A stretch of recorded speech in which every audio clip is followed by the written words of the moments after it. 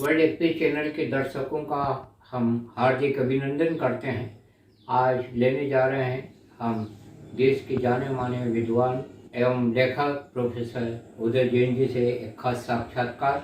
ज्वलंत मुद्दा है देश का समान नागरिक संहिता। आपका स्वागत है सर वर्ल्ड एक्सप्रेस चैनल में। धन्यवाद।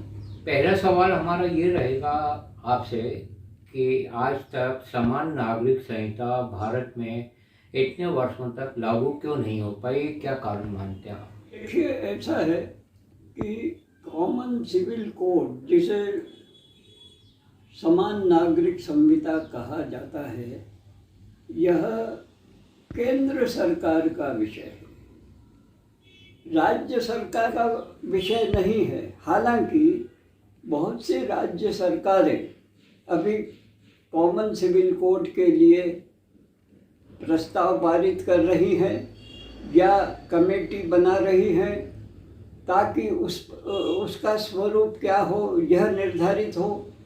कुछ राज्यों ने कॉमन सिविल कोड बना भी ली हैं, किंतु आपको ये जानना चाहिए, आपके लिए यह जरूरी है कि कॉमन सिविल कोड यह राज्यों का विषय नहीं है, यह केंद्र सरकार का विषय है। आप अभी तक क्यों नहीं बनी हैं, जहाँ तक इस प्रश्न के उत्तर का मामला है, हम ऐसा सोचते हैं कि कॉमन सिविल कोड के बारे में अनेक तरह के विचार सारणियाँ देश में चलती रही हैं कि बनना चाहिए या नहीं बनना चाहिए, क्यों आवश्यक है।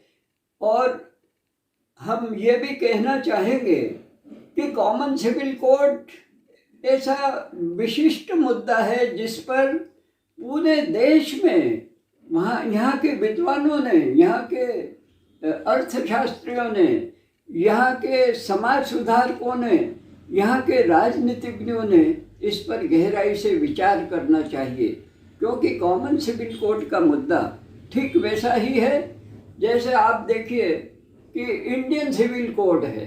इंडियन सिविल कोड यानी आप देखिए कि जो कानून बना हुआ है उस कानून में जैसे अपराधियों के लिए, आपराधिक कार्यों के लिए, अपराध की प्रवृत्ति वालों के लिए जिस तरह से देश में इंडियन पिनल कोड लागू होता है आपराधिक गतिविधियों के लिए, तो वह पूरे देश में लागू होता है, अर्थात सब व्यक्तियों पर लागू होता है, सब क्षेत्रों में लागू होता है।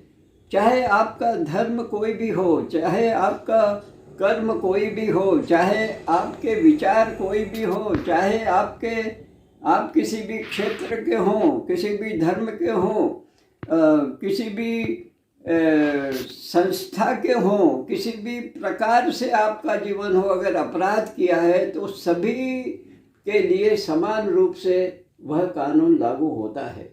इसी तरह से अगर समान नागरिक संहिता का कानून बनता है तो वह भी पूरे देश में सभी राज्यों में सभी नागरिकों के लिए, चाहे वे किसी भी धर्म के हों, चाहे वे किसी भी भाषा के, वे किसी भी क्षेत्र के हों, उन सब पर समान रूप से लागू होगा। ऐसी समानता प्राप्त करने के लिए चूँकि देश में अनेक भाषाएं हैं, अनेक बोलियां हैं, देश में अनेक राजनीतिक दल हैं, अनेक तरह की समाज हैं, समाज की व्यवस्थाएं हैं, उन सब के लिए समान रूप से नागरिक संहिता लागू करना यह बहुत ही मुश्किल काम है। इसलिए इस मामले में जल्दबाजी करने की आवश्यकता नहीं, पूरे देश में इस पर चिंतन और विचार होना चाहिए और जो सर्वसम्मत राय बनने की कोशिश हो तब नागरिक संहिता लागू होना चाहिए। आपका कहने का तात्पर्य यह है कि इस पर एक खुली बहस होना चाहिए, जनमत संग्रह किया जाना चाहिए और उसके बाद निर्णय लिया जाना चाहिए। जनमत संग्रह का मामला नहीं है जी, प्रश्न केवल यह है कि अनेक राजनीतिक दल चाहते हैं कि कॉमन सिविल कोड हो। और कुछ राजनीतिक दल तो इसके लिए वर्षों से बात करें। तो इस कॉमन सिविल कोड के राजनीतिक मायने भी हैं, आर्थिक मायने भी हैं, धार्मिक मायने भी हैं, सामाजिक मायने भी हैं। इसलिए इन पर पर्याप्त बहस होना चाहिए। और वैसे मेरी निजी राय तो यह है कि कॉमन सिविल कोड बनना चाहिए, क्योंकि एक देश, एक राज्य, एक समाज, जो भारतीय समाज है, उन सब के लिए एक जैसा कानून बनना चाहिए। यह एक बहुत बड़ी उपलब्धि होगी। कुछ लोग इस कानून का, संहिता का विरोध कर रहे हैं, उसमें क्या मायने समझते हैं आप? आपकी दृष्टि में, आपके नज़रिए में ये विरोध का क्या कारण मानते हैं आप? देखिए, विरोध के कारण राजनीतिक भी हो सकते हैं, विरोध के कारण असमानता भी हो सकती है, विरोध के कारण देश में जो प्रचलित राजनीतिक धारा है उसके विरोध में भी हो सकता है। तो जैसे उदाहरण के लिए सामान्य तौर पर आप देखेंगे कि विवाह के संदर्भ में जैसे प्रायः एक पत्नी प्रथा को अधिकांश लोग मान्यता देते हैं, किंतु कुछ वर्गों में, कुछ समुदायों में एक से अधिक पत्नी प्रथा का प्रचलन है। उदाहरण के लिए अगर आप मुस्लिम समुदाय की बात करें तो उनमें 4 पत्नियों तक रखने का मामला है, 4 पत्नियों तक रखने की अनुमति है। और कुछ वनवासी क्षेत्रों में, कुछ पिछड़े इलाकों में, चाहे वो हिंदू समाज से ही रिलेटेड क्यों न हो, से संबंधित क्यों न हो, मुझे तो यह भी बताया गया कि कुछ महाराष्ट्रियन क्षेत्रों में एक से अधिक पत्नियां रखने का भी प्रचलन है।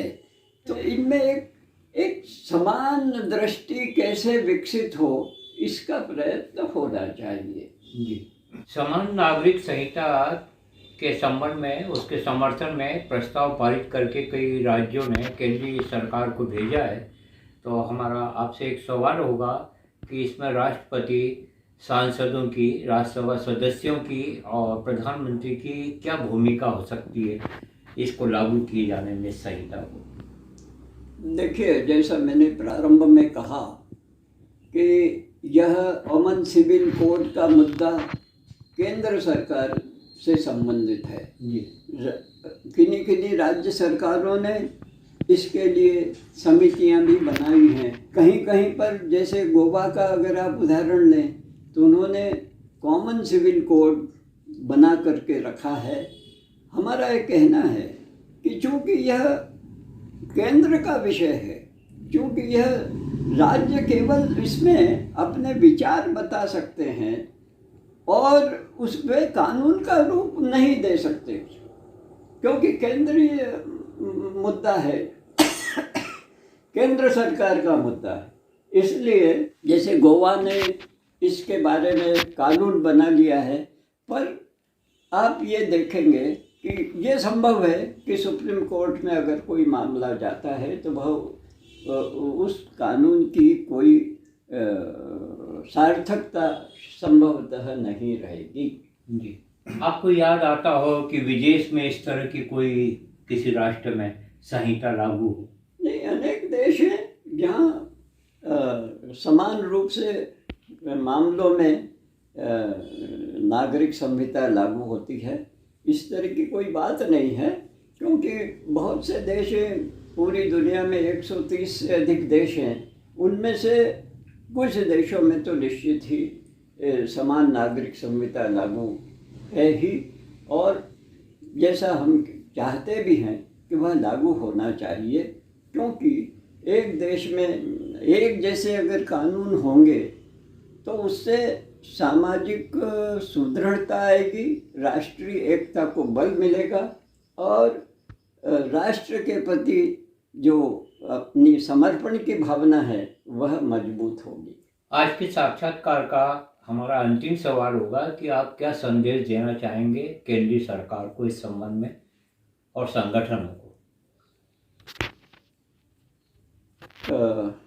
कॉमन सिविल कोड का मुद्दा, जैसे मैंने आपसे अभी प्रारंभ में कहा कि इस पर गहराई से विचार होना चाहिए और इसमें जल्दबाजी करने की आवश्यकता नहीं है, क्योंकि अगर कॉमन सिविल कोड बनाने में जल्दबाजी की तो असंतोष पैदा हो सकता है, असंतोष व्यापक हो सकता है और उससे नई व्यवस्थाएं, नई धारणाएं पनप सकती हैं और अगर यह असंतोष गहरा होता है भविष्य में तो उससे लॉ एंड ऑर्डर की प्रॉब्लम भी पैदा हो सकती है।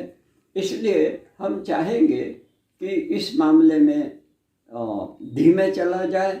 इस कॉमन सिविल कोड के मामले में जन जागरण किया जाए, कॉमन सिविल कोड के मामले में लोगों की भावनाओं को समझा जाए और अंततः एक ऐसा सर्वसम्मत वातावरण बने जिससे कॉमन सिविल कोड को मूर्त रूप दिया जा सके। वह देश की एकता के लिए, देश की अखंडता के लिए, देश की सुरक्षा के लिए वह बहुत बड़ी बात होगी और इस दिशा में लगातार प्रयत्न होना ही चाहिए। और मुझे ऐसा लगता है कि शायद केंद्र सरकार भी इस मामले में लोगों की भावनाओं को समझते हुए उस पर एक सर्वसम्मत राय बनाने का प्रयत्न कर रही है। अगर उसमें सफलता निश्चित ही मिलेगी, ऐसा हमारा विश्वास है। इस दिशा में धीमे धीमे आगे बढ़ना चाहिए, यही हमारे कहना है। भारत के ज्वलंत मुद्दे समान नागरिक संहिता पर हमने जो वैचारिक साक्षात्कार लिया है, हम अपने दर्शकों से कहना चाहेंगे कि वे अपनी प्रतिक्रिया से हमें अवगत कराएं, क्योंकि लोकतांत्रिक देश में यदि समान रूप से एक संहिता बनती है तो बड़ी लाभकारी वो हो सकती है।